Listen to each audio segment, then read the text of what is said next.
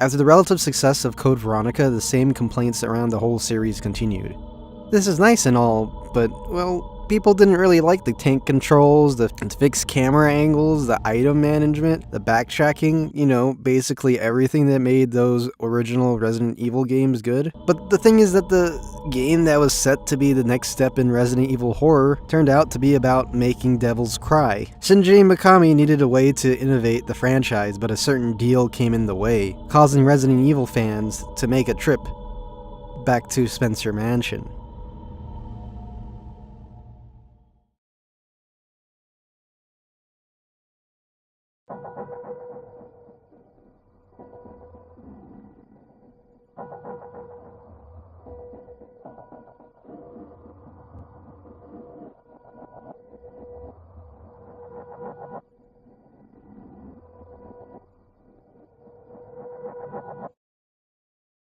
Resident Evil.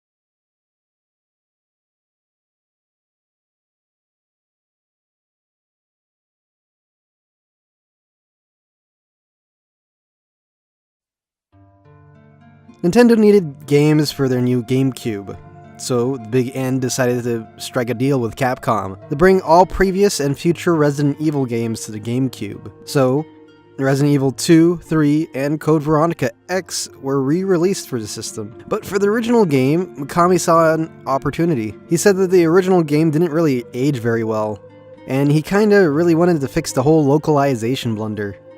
He wanted to get the game closer to what the original vision for the game was. So in the production of the game, cut content was added back to the game, the graphics, puzzles, and gameplay tweaked, and also actors cast for their acting abilities first, and their looks second. The game was then released in the same month as Sony's Pictures movie with the same name. But yeah, not really the same story though. Yeah. So really, what can I say about the RE remake that hasn't already been said? Well, I can't really, but, bear with me, I'm sorry. It's a great improvement in almost every aspect of the game.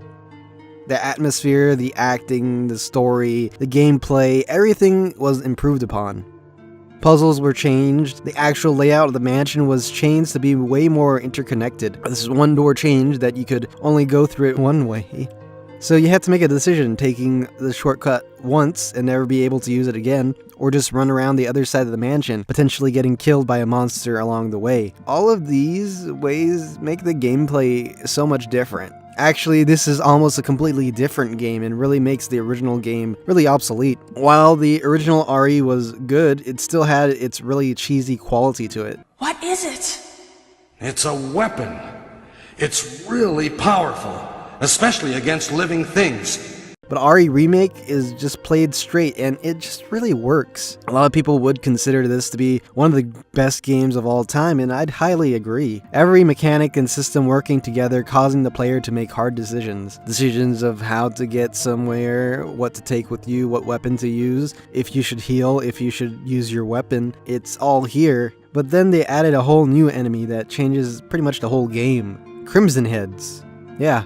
Crimson Heads are probably the scariest enemy in the whole series. See, unless you shoot an enemy in the head, later on in the game they might turn into Crimson Heads. So you've got a decision to make. You can either go for headshots, which is hard because you gotta be really close, dodge the enemy, which is also hard, but also kill the enemy and burn them. Or just not burn them and take the risk of dealing with a Crimson Head. The thing is that you have limited lighter fuel that must be refueled, and also it takes up like 2 spaces. Because you don't really want to deal with these guys, they're really dangerous. They're faster and they really hit hard. And for these reasons, it makes the game way better than the original, which is still a good game, but this one is the definitive Resident Evil 1 experience. And it would be nice if it sold well, but it really didn't. Oh boy, no. People were just tired of the old Resident Evil formula. Shinji Mikami knew the formula needed to change, so he started to work on Resident Evil 4, a game to drastically change the franchise. But before that could happen, the long-awaited Resident Evil 0 had to be released. See, the Nintendo 64 was supposed to get an exclusive Resident Evil game that was a prequel to the Resident Evil 1. Thing is that the N64 wasn't really strong enough for an experience that Capcom wanted, but I mean, at least the N64 version had RE1 style voice acting. What's going on? What happened to you? Rebecca. Monsters.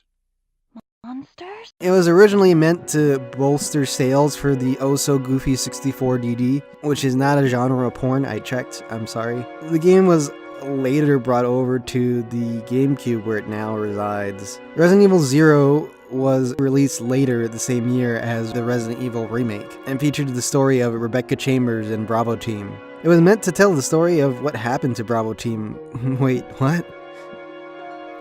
So the rookie is going to investigate this whole train by herself? The whole plot of the game is it's just so stupid and inconsequential. It does give some more backstory to Umbrella, explaining who Oswell E. Spencer of the Spencer Mansion fame was, but it didn't really feel as important. I mean, actually the introduction pretty much sums up what's going to happen. When was it established? By whom? And how was the T-virus created? To uncover the truth, we must delve deeper into the events which transpired in the beginning, before the mansion incident. Rebecca teams up with this escaped convict, Billy Cohen, and it's that, relationship that you see in movies, like, oh, I don't need your help, you're a criminal, and he's all like, we're caught for more, we don't work together, and she's all like, no, I'm fine, and he's all like, okay, but then he saves her, and she realizes they had to work together to get stuff done and stuff, Yeah. This whole thing is just an excuse for the switching mechanic, which works for puzzles interestingly, but not really for combat. See, any moment in the game you can switch between Billy and Rebecca, being that Rebecca can make healing items and Billy is good at shooty bang bang stuff. What ends up happening is that you have double the ammo and health items, and that's not really scary. It's hard to do scares when there's another person in the room armed to the teeth with bullets. There's also this really complicated system telling the other person what to do when you're not controlling them. It's really clear that this game was really meant to be co-opted, like the plan was for the N64 version. But the game is overall just okay. You'll play the game, and then when you beat the game, you'll think, oh wait, what was the point? I mean, I knew how this game was going to end. The acting is okay, it's serviceable, but at times it makes you cringe when you're not supposed to. Now I will have my revenge on Umbrella, and the world will burn in an inferno of hate! You'll pay for what you've done! We'll see which one of us is gonna die! The game starts off well, but the train that you start in becomes really boring because, well, it's a train. It doesn't really have all those shortcuts and interconnectedness that the other RE games have because it's a train. A train is just a straight line. You don't really stay there forever, so at least that is good. Probably the biggest change that is a good change, I would say, is the ability to drop items on the ground and pick them back up, and they're marked on your map. Seems like that was something characters in the Resident Evil games forgot they could do in the chronologically later games. But that one thing really doesn't really save the game in my eyes. Maybe it's because I've been playing all the RE games back to back or something, but RE0 is very, very by the numbers Resident Evil game. It's very predictable, the plot not engaging, there's only probably one new enemy that was interesting. It gets introduced in an interesting way. I just think out of the main Resident Evil games, this one might be the worst. Would I recommend it? Not really. Only if you're just itching for that old school art Resident Evil, but that's not really mandatory at all. Resident Evil 0 sold decently, not as well as some of the more popular games in the franchise, but still decent. But the same criticism still arose because people were bored of the RE formula. But as many would know, Resident Evil 4 would be a whiles off in the distance. In between, we would receive Resident Evil Dead Aim or Resident Evil Gun Survivor 3? Huh? Why do I still play these games? I don't get it. Why? Wait, this is wait, what? Are you sure? Really? Oh, okay.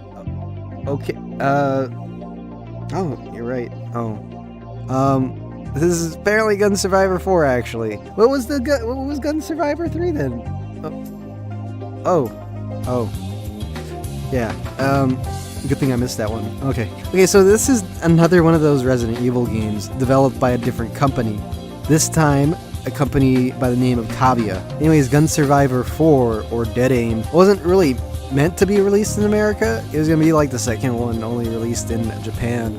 But some bugger over at Capcom probably thought, we do like money, and so they released it worldwide. So how does this one stack up over the other RE games? Well, I'd say it's probably the best one in the series, but that's kind of a really low bar to set. Anyways, the game starts off and you're all like, wait, what? Did I accidentally start up a episode of House?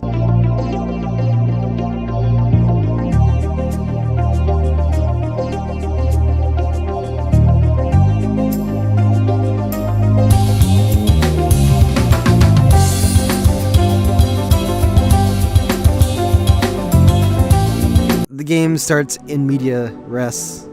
That's Latin in the middle of action for you non-literary folks. And something happens. You're like, did I miss something? Apparently I did, because I don't know. You're apparently part of this anti-umbrella task force. So you have to take out this guy who released the T-virus on the ship and is threatening to release it on the world if he doesn't get like a whole lot of money or something. Well, that's what Wikipedia tells me, but I don't know. I somehow missed all this. So stuff happens. Look. Let me be honest. I didn't beat this game. I have stuff to do, but I only played it for 2 or 3 hours. So it's interesting.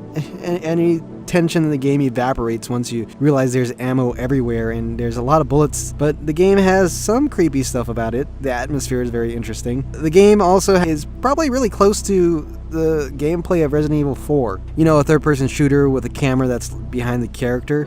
You can't move when you shoot. The only difference is that you turn into first-person mode when you start shooting.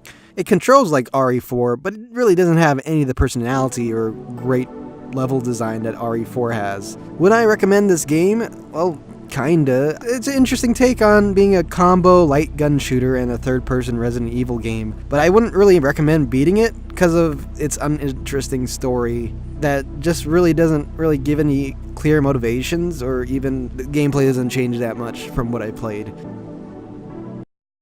Okay, and now we're going to talk about the last Resident Evil game that we're going to talk about. Well, technically 2 Resident Evil games, which are the Resident Evil Outbreak games, which are probably some of the most interesting games that I've played so far. And this one has a little bit more backstory to the game's actual development. See, the game was first conceived back before even Resident Evil 2 came out, back in 1998, as Resident Evil Online. And some tests were done on the game as being a team-based survival horror game that was also online, hence the Resident Evil Online.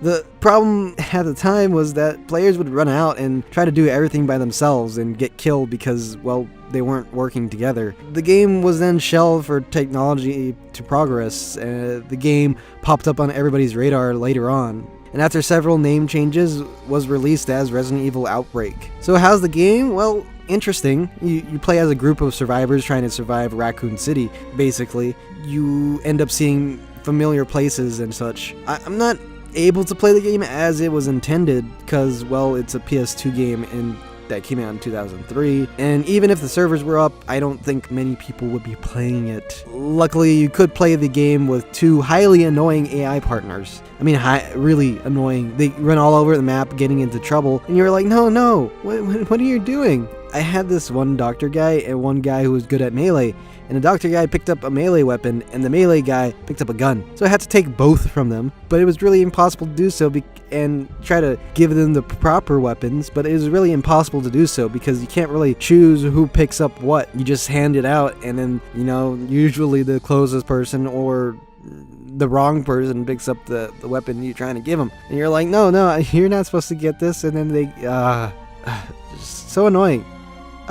It would have been really fun to play if you had friends to play with. It's kind of an early prototype for a Left 4 Dead style thing. The game is split up with different scenarios. You could play as multiple characters, each with a different abilities and moves. And I almost forgot the way they solved the whole thing of not cooperating thing is by having so that the longer a player is knocked down by a zombie, they'd get more infected. So, you would want to work together to make sure that your friend doesn't show up later on as a zombie. It's actually really smart, I think. Outbreak Files 2 was released a year later. It was basically an expansion pack with a new moveset that actually you can now move and aim at the same time for the first time in a Resident Evil game. And there's also some new scenarios with the game. I really hope that something like this really gets made today, because I really think that it would do well today, actually. It's very interesting. There is Left 4 Dead, and the zombie team-based online shooter is kinda really played out by now, but like a truly